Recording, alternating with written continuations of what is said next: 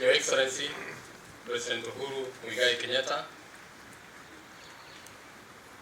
the Honorable Speaker of the National Assembly, the Honorable Speaker of the Senate,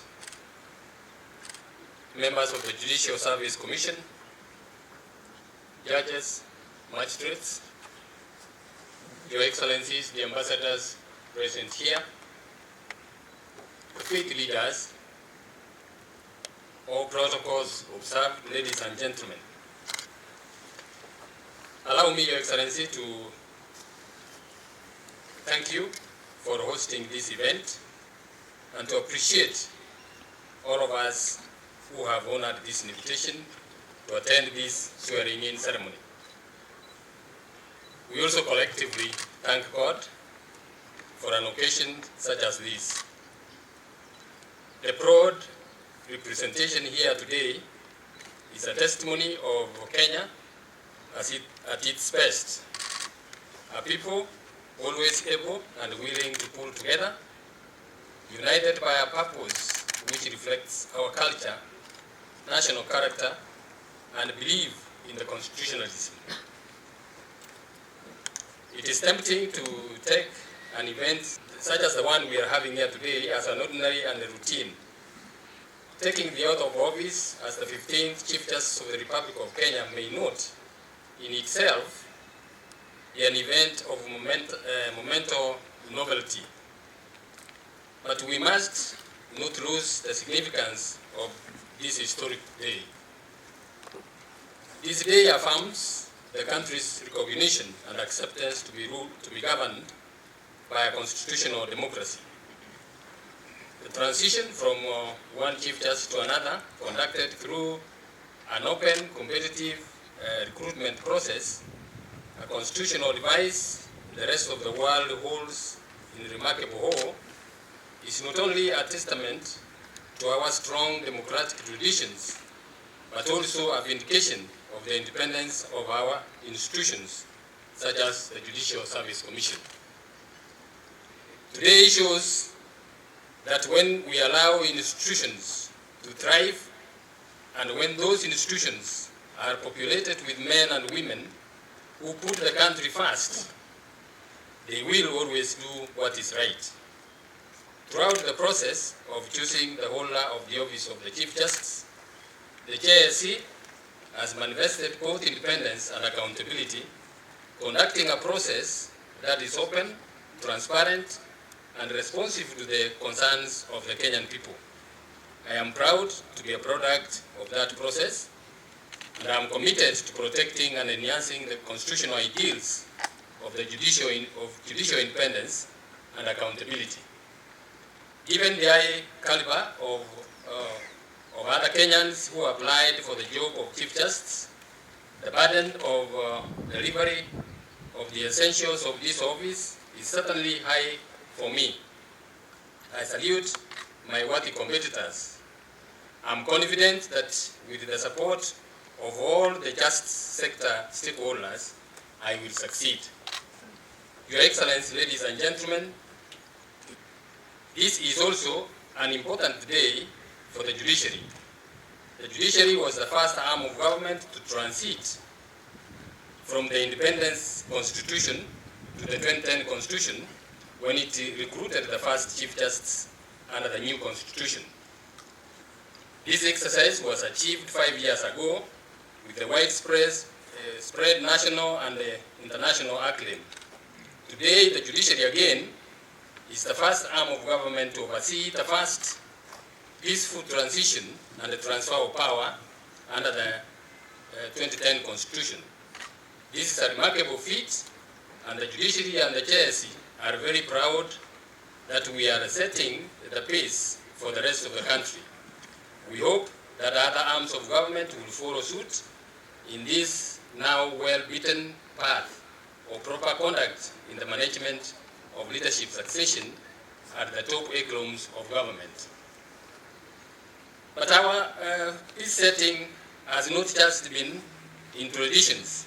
It has also been on the reforms both in terms of constitutional implementation and institutional transformation.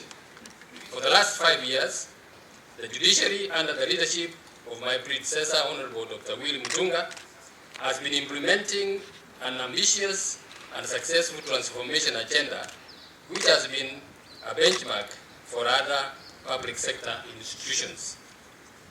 We have been resetting the baton for the kind of judiciary that Kenyans want and need, a judiciary that is people-centered and a fair and firm defender of their rights, a judiciary that is independent and one that robustly upholds the Constitution, a judiciary that gallantly fights corruption within its ranks, and one that is transparently managed, a judiciary that is financially strong and yet accountable, a judiciary that is open and friendlier to the public, and one that has now finally embraced performance contracting.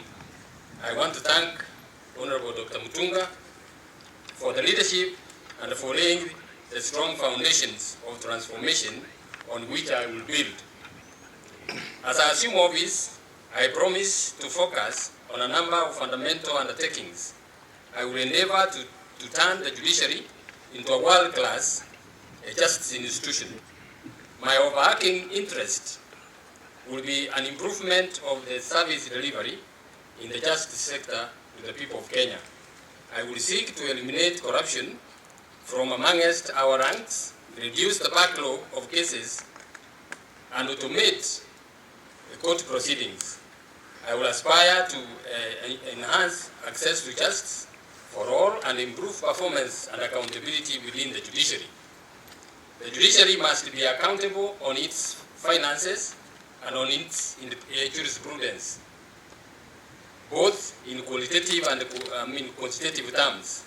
I can assure the country that the judicial work ethic is going to change for the better. Your Excellency, ladies and gentlemen, the core function of the judiciary is to ensure that citizens' rights are protected, that all are equal before the law, and that the rule of law is observed, while cultivating a collective and a mutually supportive relationship with all arms of government.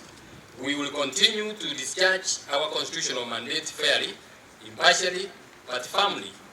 We shall respect the constitutional independence of other arms of government and expect that they too shall similarly respect the independence of the judiciary. The principle of separation of powers is central to our constitutional architecture. Your Excellency, ladies and gentlemen, leadership is about service and teamwork. I intend to build a positive culture among the staff, an attitude of service and collegiality.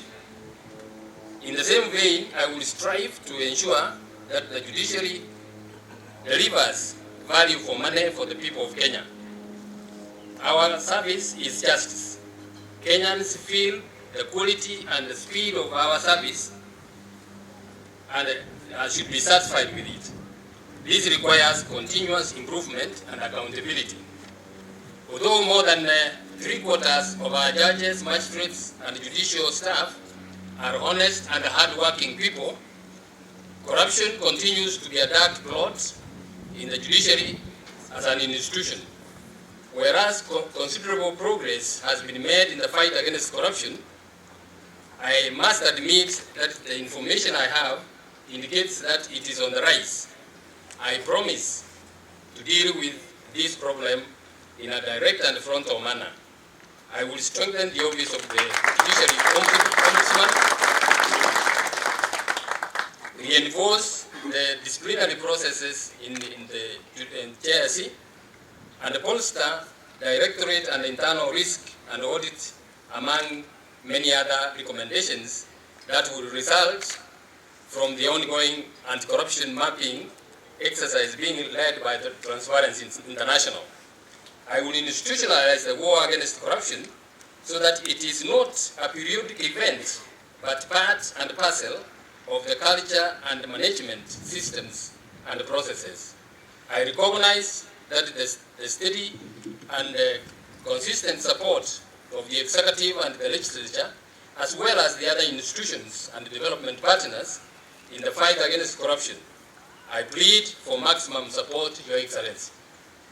I'm aware that the legal profession is linked to the judiciary in a special way. I will endeavor to extend and fortify this relationship. But as the judiciary reflects on improving on judicial performance, we must expect the same from the bar.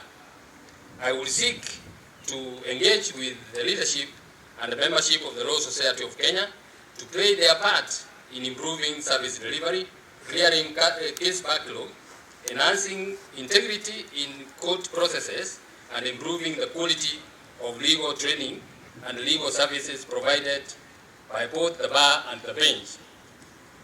Lastly, let me turn my attention to the role of the judiciary in the next elections. Elections and election dispute resolution is a key priority for me, Your Excellency. I have been the chairman of the Judiciary Committee on Elections, and I have confidence in the preparations we have and are putting in place to deal with the election petitions that may arise from the elections that are going to be held next year. We require all agencies, other actors, the political class, and the Kenyan citizenry to play their part in ensuring that the next elections are undertaken in accordance with the set constitutional standards. I want to assure the nation that the judiciary is ready to satisfactorily determine any disputes that may arise from the electioneering process. The judiciary is ready to hear and resolve any election disputes that are unfairly and within the timeline set in the Constitution. We shall continue to invest in cultivating the trust and confidence of the people of Kenya in our vital role in electoral disputes. I'm determined to do what it takes to ensure that as widely as is necessary and as is permitted under the Constitution to achieve this objective and to ensure that justice prevails and peace abounds among the Kenyan people. Your Excellency, finally, I want to thank the Almighty God for this appointment. I want to thank you, Your Excellency, the Judicial Service Commission, for recommending me for this appointment, Your Excellency, for appointing me, the legislature, represented here by the speakers, the Speaker of the National Assembly and the Speaker of the Senate, for approving this appointment. I also want to thank the Kenyan people who have demonstrated their overwhelming support for my appointment. I do not take lightly the constitutional provision that judicial authority is derived from the people. There is no interest group or institution that doesn't need a strong and independent judiciary. Under the guidance of the Almighty God, I am determined to do my best in an independent judiciary. Thank you very much, Your Excellency.